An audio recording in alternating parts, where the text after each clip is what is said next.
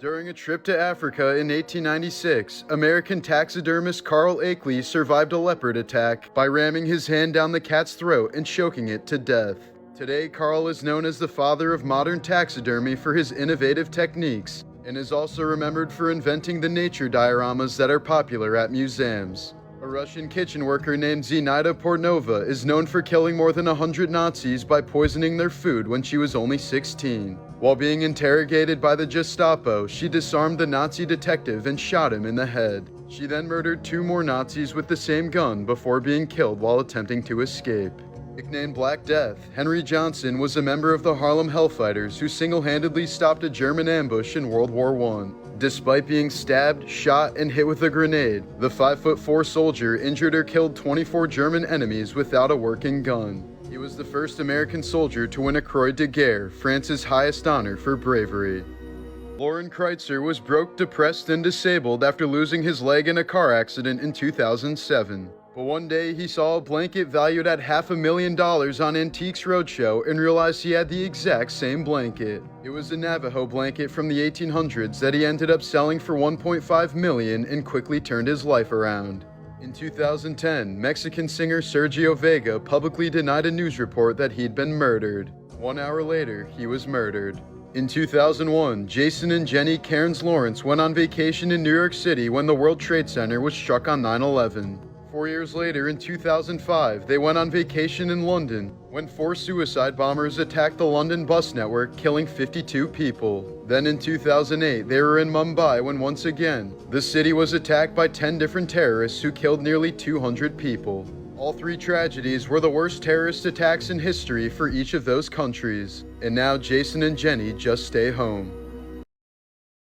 It's been over a week since the tragic death of Oliver Tree, so here's everything we know so far. On June 14th, the 32-year-old singer was killed when 2 helicopters collided over Rio de Janeiro, Brazil, killing all 6 people on board. One of the helicopters crashed into a car dealership and burst into flames, setting multiple vehicles on fire. One of the most disturbing details came from a witness who said he saw a passenger jump from one of the helicopters after the collision but before it struck the ground. Authorities never confirmed who that person was, but if the account is accurate, it means at least one victim may have been aware of what was happening in the final moments before the crash. The accident was reportedly so severe that Oliver Tree was left unrecognizable, with authorities forced to rely on dental records because of the condition of his remains after the fire. Among the other victims were Argentine YouTuber Gatsby, music producer Lucas Froda, director Lucas Vignali, and both pilots. In a chilling twist, another producer who was reportedly supposed to be on the flight backed out last minute because he was afraid of flying. More than a week later, investigators still haven't determined exactly what caused the collision. Authorities are reviewing flight records, radio communications, radar data, and the movement of both helicopters in the moments before impact. While some reports have suggested possible human error, investigators have not released an official cause and have warned that the investigation could take years to complete. This uncertainty has fueled widespread speculation about what actually happened. In a recent interview, the father of Argentine YouTuber Gatsby, one of the victims alongside Oliver Tree, said he personally believes the crash was an attack rather than an accident. He didn't provide evidence for this claim, and authorities have not indicated foul play was involved.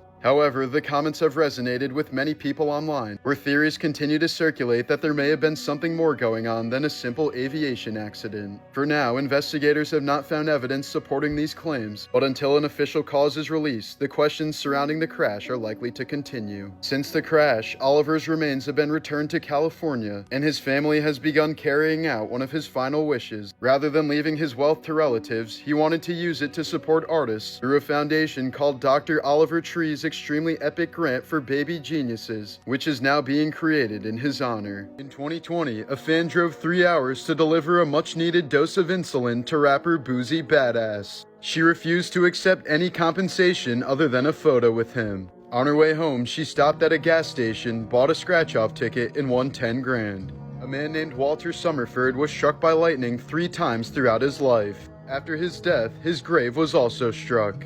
In 1977, a Spanish woman decided not to reboard her flight and stayed at the layover location even though this was against the rules. She ended up being the sole survivor of a collision that killed 583 people, the deadliest crash in aviation history. In 1935, a fisherman reeled in a tiger shark in Australia and put it on display at a Sydney aquarium until it vomited a human arm. A shark expert later concluded that the arm had not been bitten off but was cleanly removed with a blade. This resulted in a murder investigation and the eventual arrest of the killers. This was the World Cup goal that would ultimately cost Andre Escobar his life. Qualifying campaign. Just 10 days after the loss, following a night out in Medellin, Colombia, Escobar was confronted by several men in a parking lot who reportedly mocked him over the own goal before shooting him 6 times. Witnesses later claimed the gunman yelled "goal" after each shot. Investigators believe the killing was linked to powerful criminal figures and gambling syndicates that had lost massive amounts of money on Colombia's elimination. Escobar reportedly tried to defuse the confrontation before the attack, telling the men that, quote, "life doesn't end here." Minutes later, he was dead at just 27 years old. The shooter was quickly identified, convicted, and sentenced to 43 years in prison, but was released after only serving about 11 years, while questions about who truly ordered the killing remain unanswered to this day. Former child star DeVay Chase became famous in the early 2000s for voicing Chihiro in Spirited Away and Lilo in Lilo and Stitch, while also terrifying audiences as Samara in The Ring.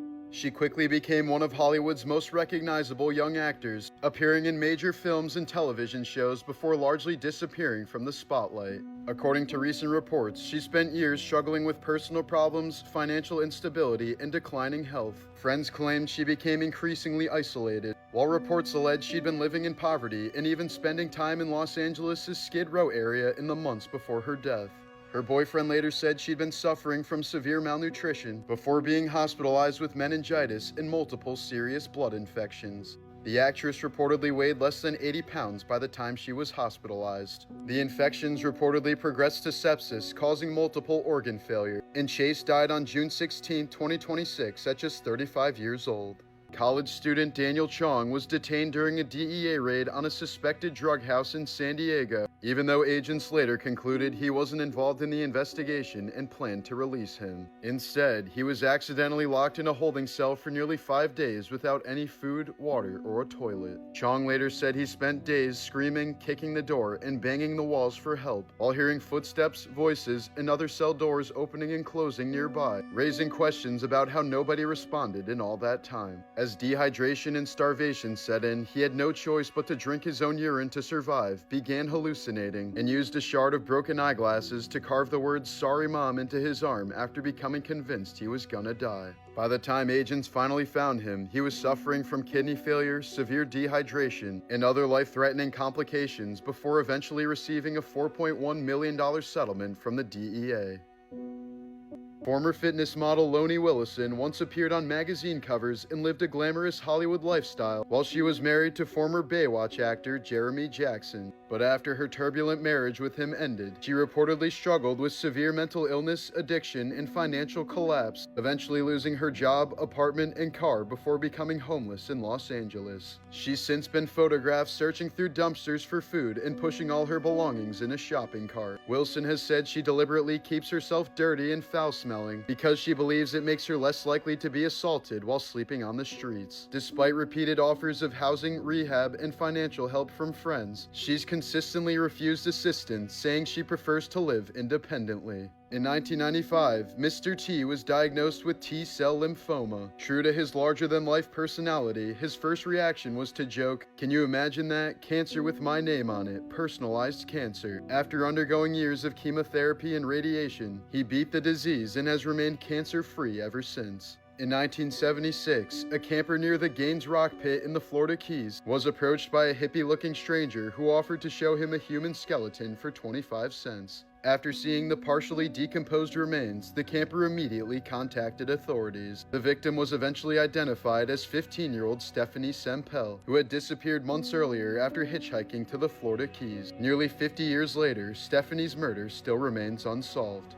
This is exactly why you should never drive onto a railroad crossing while the lights are still flashing. After waiting for a train to pass, this driver saw the crossing arms rise and assumed it was safe to proceed. But the warning lights never stopped flashing, and as he drove onto the tracks, the gates suddenly came back down, trapping his van between the barriers. At this point, he could have easily driven through one of the gate arms since they're designed to break away in these types of emergencies. But instead, he appeared to panic and began attempting a K-turn to avoid the tracks. With every second wasted, another train was rapidly approaching. The driver repeatedly maneuvered back and forth, desperately trying to reposition himself as the train closed in. By the time he realized he wasn't gonna make it, there was nowhere left to go. Soon enough, the train arrived and slammed into the van at high speed, sending debris everywhere. Remarkably, the driver survived after learning exactly what not to do at a railroad crossing. This was the moment a group of hikers found themselves just inches away from a wild black bear after it suddenly emerged from the woods and began approaching them. But instead of running, screaming, or making any sudden movements, the group remained completely still. Wildlife experts normally recommend making a lot of noise and appearing large if a black bear ever becomes aggressive, but this bear just seemed curious instead of violent, so the hikers decided not to do anything that might startle it. For nearly a minute, the bear continued closely observing the group while they remained frozen in place. Then, just as suddenly as it appeared, the animal soon lost interest and wandered away, leaving the hikers unharmed after one of the most nerve-wracking wildlife encounters ever caught on camera. One of the women ended up taking this epic selfie to memorialize the horrific situation. In honor of the World Cup, here are some morbid facts about soccer. In 2014, an Indian soccer player named Peter Biaksangzula died after scoring a goal. He was trying to celebrate the goal with a somersault but landed awkwardly on his head, dying in the hospital a few hours later. In 2013, Richard Swanson set out to dribble a soccer ball nearly 10,000 miles from Seattle to Brazil to raise money for charity ahead of the World Cup. But just 270 miles into the journey, he was struck and killed by a pickup truck on an Oregon highway, tragically ending the trek less than 2 weeks after it began. The driver was later tried twice for negligent homicide but was ultimately acquitted. During a 1998 soccer match in the Republic of Congo, a lightning bolt struck one of the goal pitches. It killed all 11 members of the home team, who were all wearing metal spikes. The other team was left completely unscathed, for they'd all been wearing rubber cleats. In 1989, 96 people were killed during a soccer match at Hillsborough Stadium in England after they were crushed due to overcrowding, many of whom died while standing up. 22 years later, Stephen Whittle became the 97th victim. Just before the game, he'd sold his ticket to a friend who died during the disaster. Still unable to cope with the guilt decades later, he took his own life in a horrific way in 2011. Billy Mays became one of the most recognizable faces on television through his high-energy infomercials for products like OxyClean and Mighty Putty. But in June of 2009, just days after the shocking death of Michael Jackson, Mays was found dead in his Florida home at age 50, adding to a string of high-profile celebrity deaths that dominated headlines that week. Initial reports suggested a rough airplane landing the day before may have caused a fatal head injury, but an autopsy later found severe heart disease to be the primary cause of death, with cocaine listed as a contributing factor. His sudden death marked the end of one of television's most recognizable faces and voices.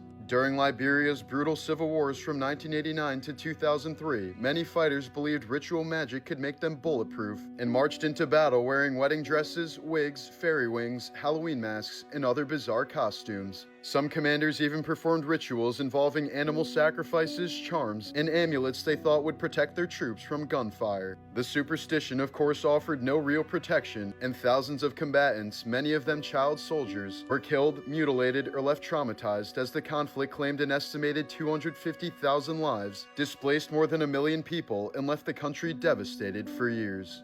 Here's some incredible footage of something you never see after a major sporting event. Thousands of fans voluntarily staying behind to clean the stadium. These spectators had just finished watching Japan play, but instead of heading for the exits, many remained in the stands collecting trash and wiping down their sections. The tradition is deeply rooted in Japanese culture, where cleaning shared spaces is often viewed as a basic responsibility and a sign of respect for others. In Japan, many students even help clean their own schools instead of relying on janitors. The result is scenes like this, where entire sections of a packed stadium are left looking almost untouched long after the final whistle.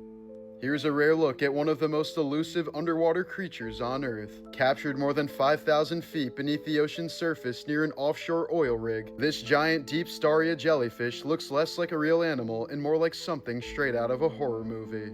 Its enormous translucent body and dark ghostly appearance have led many people to compare it to a Dementor from Harry Potter.